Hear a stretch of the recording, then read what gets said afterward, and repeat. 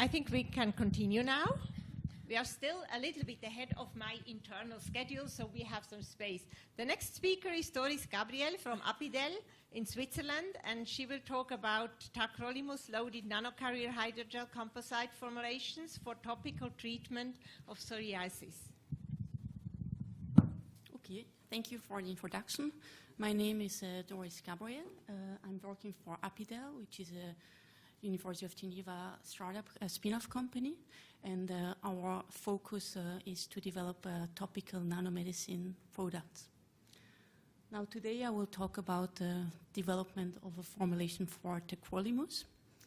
When we look at the chemical structure of this molecule, we can see that it's a very poorly soluble drug.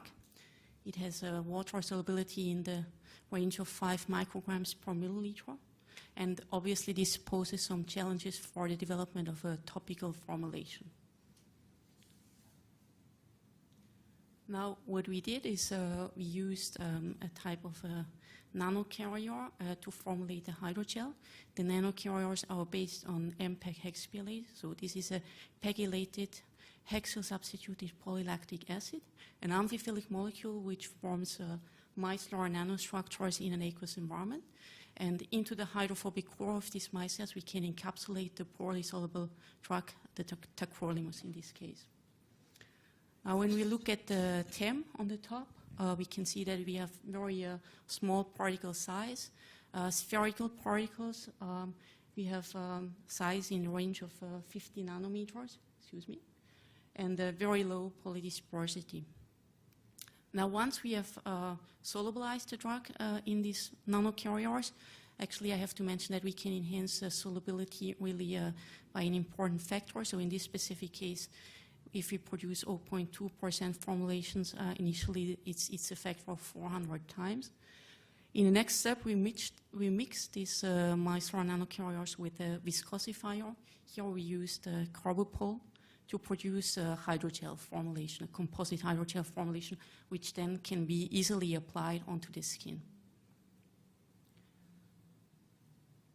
Well, once we had the formulation, we tested these hydrogels in an animal model.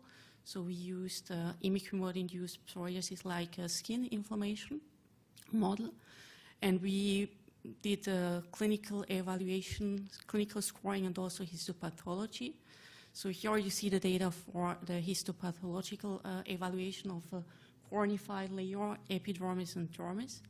And what we basically see that in all the different layers, we have therapeutic, we have a good therapeutic efficiency between our hydrogels and the non-treated animals. We have also a control group, which is the Buta weight. So this is the clobetasol propionate, and then we have also the commercially available formulation, which is the Protopic. So this is an ointment, and this is marketed by Astellas, and this was basically our benchmark. Like we compared the formulation to that one. We see here that we have therapeutic equivalence between the ointment and our hydrogel formulation. We have the advantage, however, that a hydrogel is, I have to show on the next slide, hydrogel is not a greasy formulation, so the commercially available formulation is basically based on Vaseline, so when you apply it on the skin, it will be really sticky, and you will always have residual solvent. You have to cover the lesion up, and with the hydrogel, you apply it on the skin, and it's going into the skin, and you have no formulation residues left. We also looked at the delivery efficiency, and this is shown here on the graph on the right. We have approximately twice as high tacrolimus delivery with the hydrogel, which can be explained by the fact that we have much lower affinity between the formulation basis and the drug. So what I would like to say to conclude is that, the nanocarrier efficiently solubilizes the drug. It helps to enhance the local bioavailability in the skin, and this can be useful to improve patient compliance by developing, for instance, hydrogel-based formulation sprays, or also to have products which have reduced administration frequency.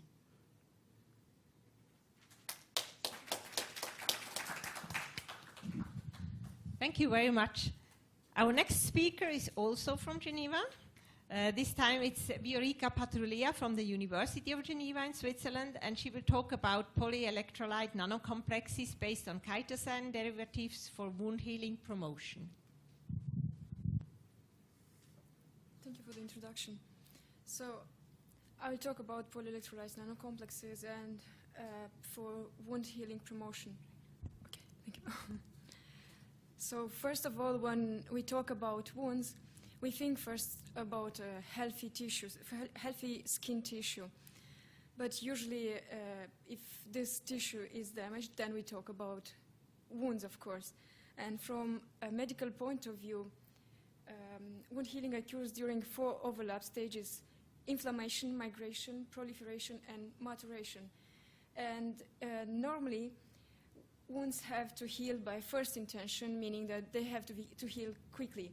But this is not the situation for most of the cases. And here I talk about ulcers and about diabetic wounds. And this leads actually to the formation of chronic wounds. And it was reported that more than 5 million patients suffer annually because of these chronic wounds. So what happens here is that during the migration and proliferation stage, the formation of granulation tissue is not happening, and which means that the gap of the wound is not filled.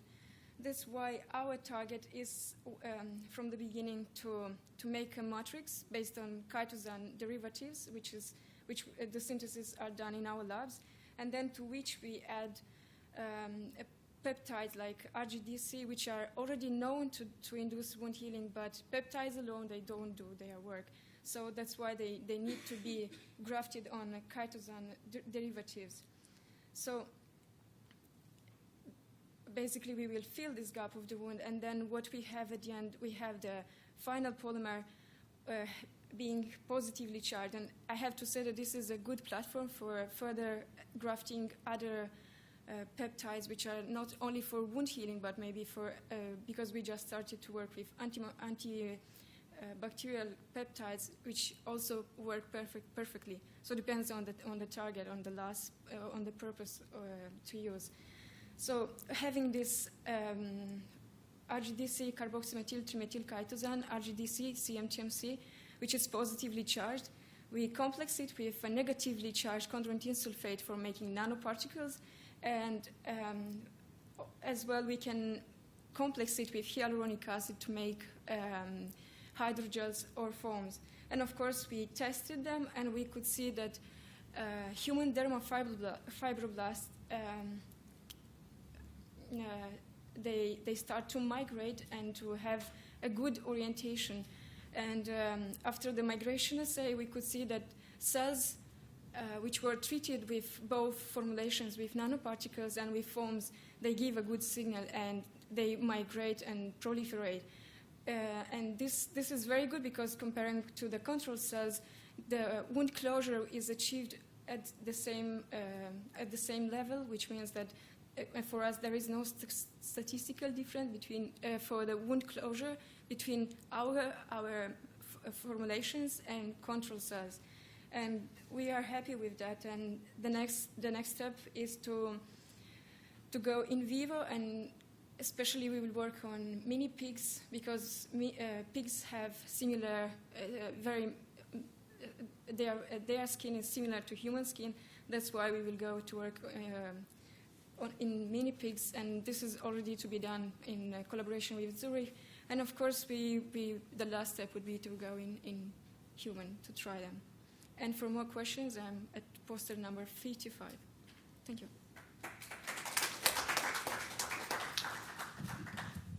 Thank you very much. Our next speaker is Angelo Munoz Fernandez from the Hospital General Universitario Gregorio Marañón in Spain. Where is Angele? Not here, so I think then we skip, and if he or she, I don't know whether this is a man or a woman, but when the person, I will ask for the same person later on. So I think we skip to 15 now for the technicians back. We take number 15, which is Aracela Angula Molina from the Universidad de Sonora in Mexico. And she will talk about immobilization of a NSA dengue protein-specific antibody on a magnetic nanoparticle for magnetic purification and immunological detection. Thank you for your introduction. It's a pleasure to be here. And my poster is number 3, and is immobilization of NS1 dengue protein-specific antibody on a magnetic nanoparticle for magnetic purification and immunological detection. The motivation for this work is because dengue fever is become a really health problem in Mexico, not only in Mexico. Actually, the statistics says, it's not last. Actually, and in Mexico, since January to the last week, we had 4,000 new cases, and the 25% of these cases were fever, hemorrhagic fever. Actually, I was one of these cases, but I survived to come here. But others had, oh, thank you. This as pointer, but yes. You have to use the other one to skip. Oh, it's okay. By the other hand, in worldwide, we have, the statistics say we have 4,000 million new cases for this year. And 25%, I mean almost 1 million, is with symptomatic clinical symptoms. What is the problem with dengue? The people keep dying by dengue because there are problems with the detection, clinical detection, and because the tools to use to detect the infection detect the disease in late stage. So the idea for our group is to develop a simple sandwich technique to detect antigen, the NS1 antigen, who is present in early stage of the infection. So we use, for this purpose, we use magnetic nanoparticles and monoclonal antibody to detect the protein. So this, I present only the first results, the preliminary results, and we were able to detect the antigen. But the important thing is to say we didn't use an enzyme to detect the nanoconjugate. We use a simple and expensive staining, Prussian blue, to detect the iron which is present in the nanoparticles, magnetic nanoparticles. So at the moment, we are still working to improve the conditions to this sandwich test. And this project is part of a research and nanomedicine network in Mexico. And actually, I work here. This is the University of Sonora in Mexico, in the north of Mexico, very close to the United States. And we are in collaboration with different institutions around the Mexico. And actually, at the moment, I'm working here in the University of Northwestern Switzerland, because we are start to work with them. And at the moment, we present some of the publications about our work. We are working with magnetic nanoparticles using for cancer detection, cancer treatment, immunology, and nanofoods. And by the other side, we are working with nanodiamonds to evaluate what happened with the reoxygenation states in red blood cells. Thank you so much.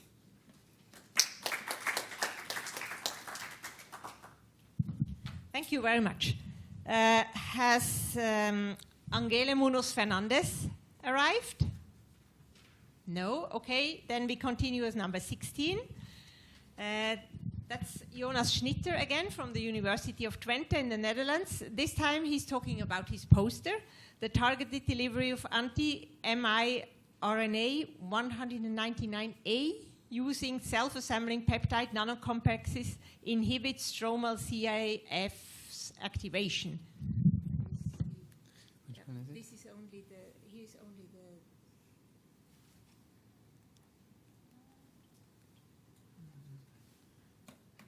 Now we have to find out which one is which. This yeah. is, yeah, this Is it that one? Yeah, and this is the pointer if you need a pointer. Okay. Thank you for the introduction. So as Ruud mentioned, for the people who were not here earlier, I'm Jonas and I'm a PhD student at the University of Twente. Now I would like to talk about one of my research projects, which I called the targeted delivery of microRNA 199A to inhibit the activation of stromal cancer-associated fibroblasts. The main objective of this research was to modulate the pancreatic tumor stroma. As you might know, is that the tumor stroma consists of a lot of cell types. The most famous ones are for sure the immune cells, but another major cell types are cancer-associated fibroblasts and their main precursors, pancreatic stellate cells. And the objective then in this study was to develop an efficient delivery system for anti-microRNA oligonucleotides to those pancreatic stellate cells, and thereby we wanted to inhibit their activation into cancer-associated fibroblasts. The delivery system which we used for that is based on the anti-microRNA in combination with two different cell-penetrating peptides forming two subsets of nanocomplexes. I call them NC1 and NC2 for simplicity. Those nanocomplexes, they showed good size, being independent of charge ratio, well below 100 nanometer, and also their encapsulation was for most charge ratios very good, close to 100%. And then we used flow cytometry to look at the uptake of those complexes in our target cells, the pancreatic stellate cells. And the best performing nanocomplex was the NC2 formulation at charge ratio 10:1. Here you can see a microscopic image of the PSCs incubated with the nanocomplexes where the anti-microRNA had a green label. And since we saw this huge uptake, we started comparing the uptake and the PSCs depicted in red to other cell lines. Those were pancreatic cancer cells and also normal fibroblasts, and surprisingly, that was not expected. We found preferential uptake of the complexes in our target cells, the PSCs. And we were really wondering where the difference came from, because it was not an actively targeted formulation, and therefore looked into the endocytosis uptake mechanisms a little bit. Using known inhibitors for endocytosis, we found that EIPA, an inhibitor for macropinocytosis, was working. So macropinocytosis was naturally playing a role, but also phenylalanine oxide played a role, indicating a receptor-mediated uptake of the complexes. When we used the active form of microRNA 199A, we could inhibit the differentiation of the cells into cancer-associated fibroblasts, as I show here, looking at known in markers for cancer-associated fibroblasts or PSC activation, and the blue bar indicates the downregulation. And we could also inhibit the growth of stroma-rich 3D spheroids by transfecting them with our nanocomplexes formed with the active 199A microRNA. So in conclusion, we might have found a suitable platform for developing microRNA-based therapeutics here. We can conclude that the uptake is kind of specific via a receptor-mediated uptake mechanism, and we have huge uptake in our target cells, the stellate cells. We could inhibit the differentiation into cancer-associated fibroblasts with this microRNA, and also inhibit the growth of tumor stroma 3D spheroids. And in the future, we will evaluate the effect in the in the 3D spheroids further, and also do a biodistribution study in vivo, which is planned. So thank you for your attention. My poster number again is number 65 if you have any further questions. Thanks.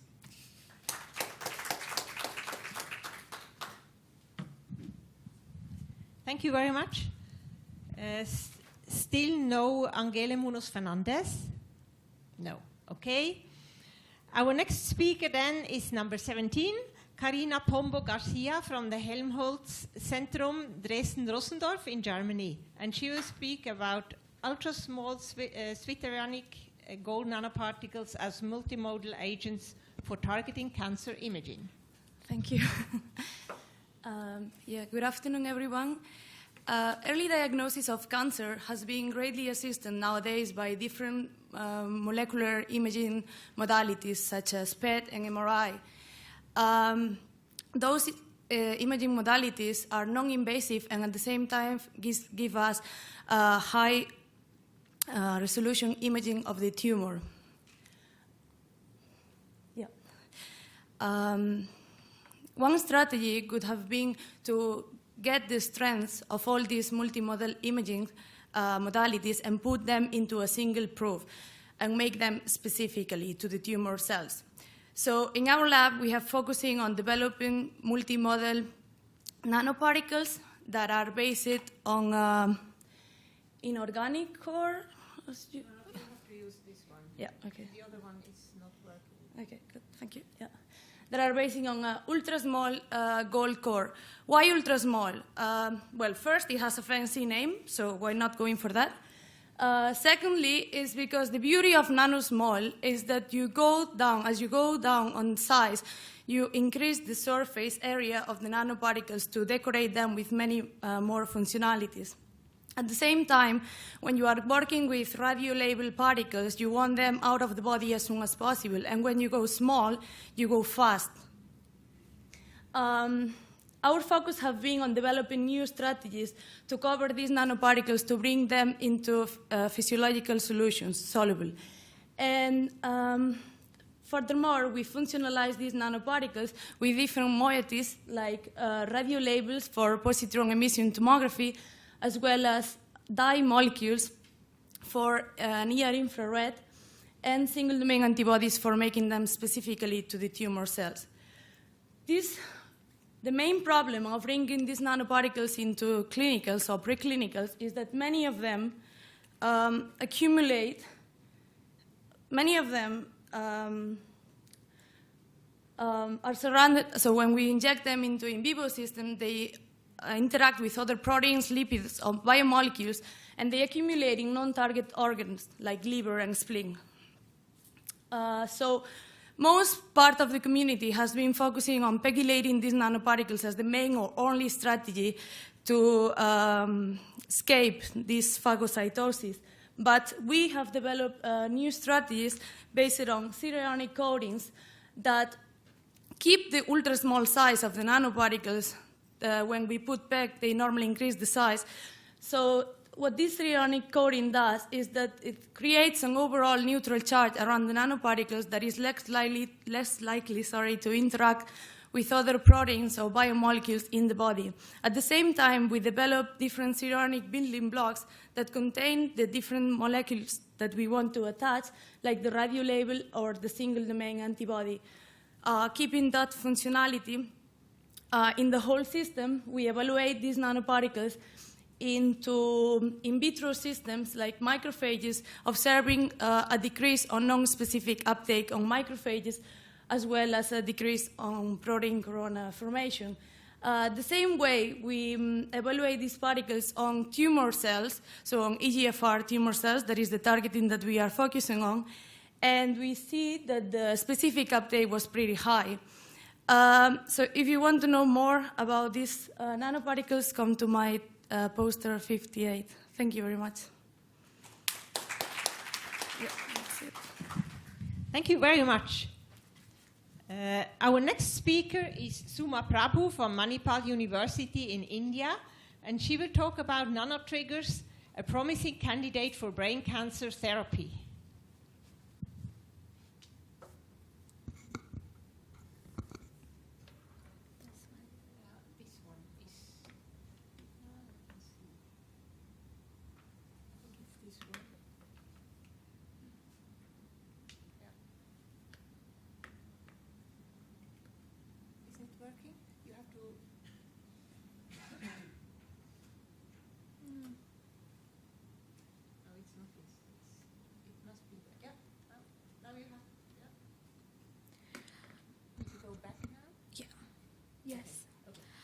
A very good afternoon, everyone. I am Suma Prabhu from Manipal University in India, and I'm here today to present a brief gist of our work going on back in India using nanotechnology as a promising agent or a candidate to treat brain cancers. Probably many of us have heard this saying which goes like this: all great things come in small packages. And I would not be wrong if I say nanotechnology has actually revolutionized humanity, maybe from the point of view of technology where your mobile touchscreen phones, washing machines are made up of all nano-based systems, and to the aspects of clinics wherein diagnosis and therapy has actually revolutionized and touched human life. Now, talking about brain cancers, it is a very unfortunate thing to know that a patient diagnosed with brain cancer has a minimum survival rate despite of the regular treatment regimen of approximately 1.5 to 2 years' time. The major hindrance in chemotherapy, which is the main focus of our research, is the blood-brain barrier, which is the main hindrance to bypass the chemotherapeutic agents efficiently, and on the other hand, poor release of drug inside the brain. And on keeping these aspects in mind, we formulated a polymeric magnetite nanocomposite, which includes iron oxide at the core, surrounded by polymeric nanocomposite, which includes a drug, temozolomide. Now, temozolomide is the one which is clinically in use, but with a short half-life time inside the brain, and which is really unspecific to the brain, which is also confirmed by our results. And once we developed, characterized, and standardized these nanocomposite formulations, which gave us a size of around 80 plus or minus 5 nanometers in size, with a high amount of temozolomide encapsulated in the formulation. We targeted nestin, which is a stem cell marker, which is specifically expressed in high-grade astrocytomas or glioblastoma multiforme. And in this aspect, we developed a orthotopic glioblastoma xenograft model inside the brain of a nude mice and the not-skid mice. We used 2 different model systems here. So once we developed the model system, we, of course, evaluated the expression of nestin, which is specifically expressed at the site of tumor, which in detail is displayed onto my poster. And because of the specific expression of nestin, we then wanted to trace, is it actually targeting the tumor at this inside the brain and not being completely distributed.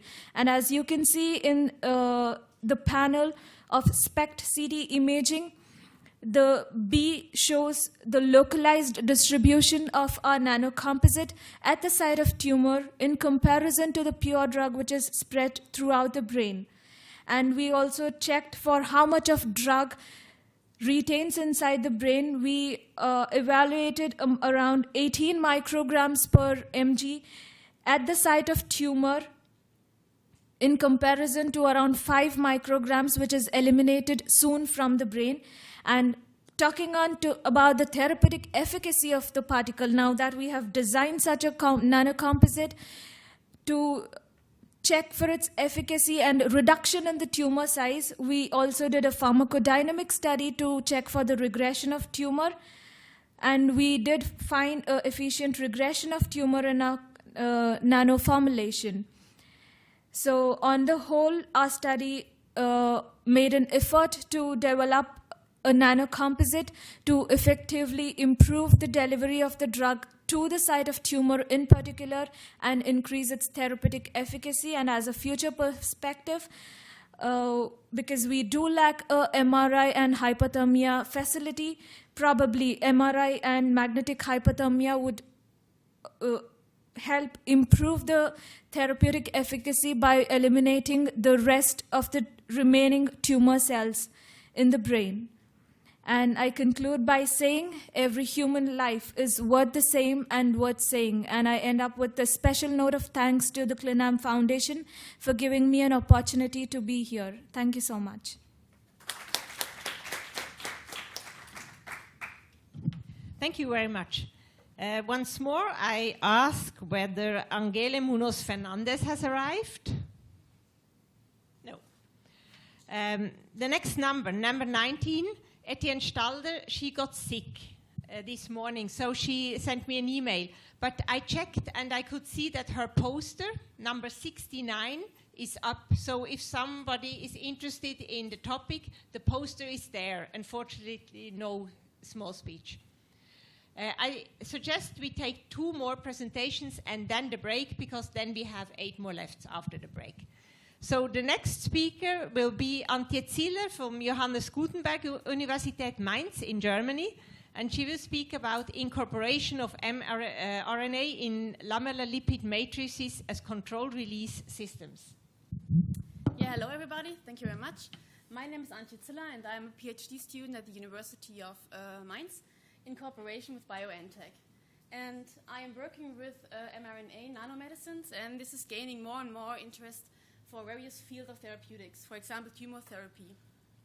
The easiest way is to, of course, to apply the pure mRNA, but there are a lot of problems with interaction with the biological environment.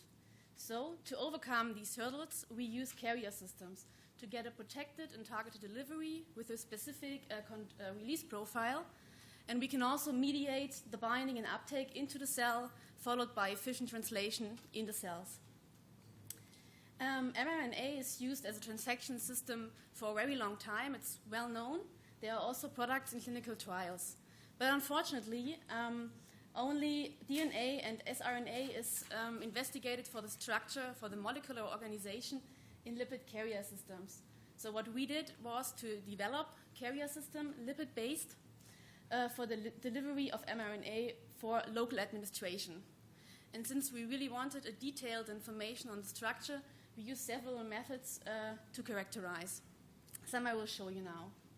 So here you can see a scattering curve from small angle X-ray scattering. We have incorporated the cationic lipid DOTAP into the DOPC matrix with increasing amounts of mRNA from the bottom to the top. And as you can see, we have the typical Bragg peaks, and they indicate the lamellar structures. So all our systems have near lamellar structure. Furthermore, the experiments show that with increasing amount of mRNA, you can see it on the top, the despacing, so the repeating unit between the lamellars is increasing with increasing amount of mRNA. Furthermore, we determined the amount of free mRNA, and this showed us that the mRNA is inserted stoichiometrically into the matrix. So one DOTAP is interacting with one nucleotide. So furthermore, we measured the zeta potential, and it reflected also the charge ratio, so it supported our data. So with an excess of DOTAP, we have a positive potential. With an excess of mRNA, we have a negative potential. And last but not least, we wanted to show that our formulations are bioactive, so we measured the transfection. And as you can see, transfection is possible for all formulation, but it's really dependent on the N2P ratio, so the charge ratio. So with increasing amount of mRNA, we get less transfection. In the end, we took all our data together and developed a structural model where we put in everything. And so we have various kind of formulations with different properties. So we have the opportunity to choose suitable formulation for our chosen route of administration. So, thank you very much.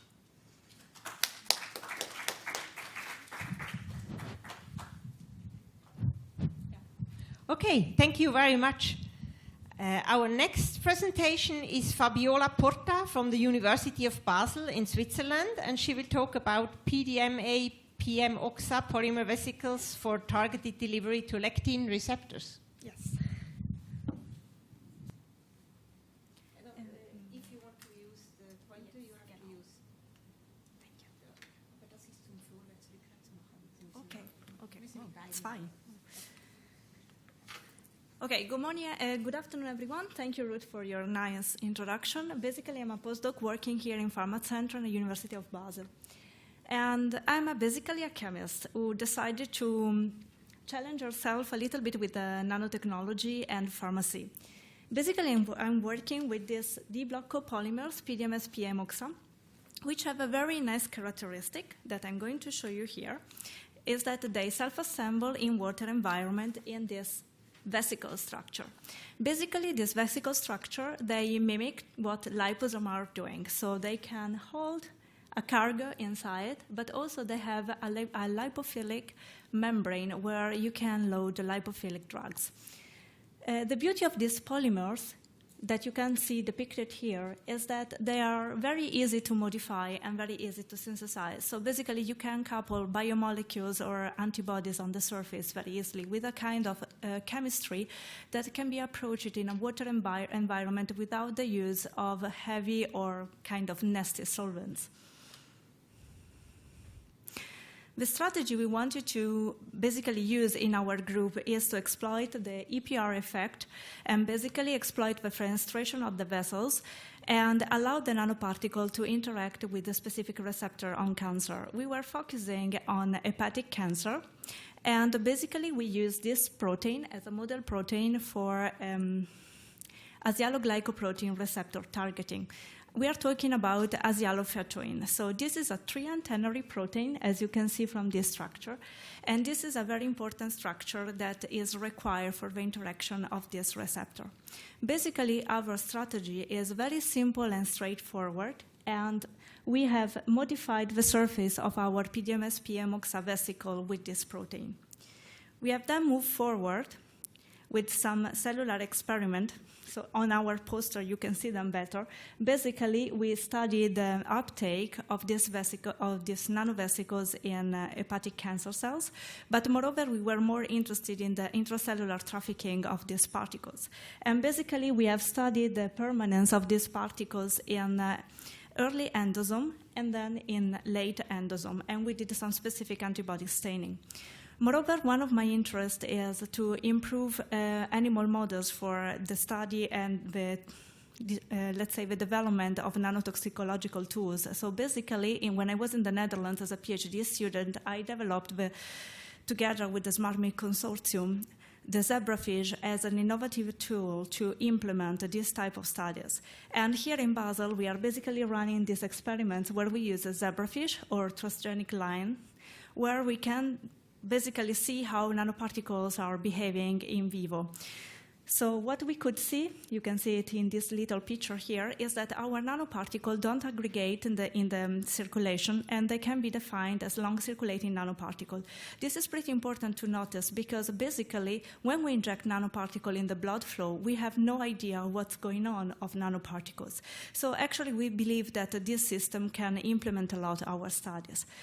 And I also think that these polymers that they have not been really developed for nanotechnology, they can have a very nice outcome in translational medicine because they are biocompatible and they have shown very nice results. So I thank you for your attention, and I also thank you, CLINAM, for allowing me to come here and give this talk.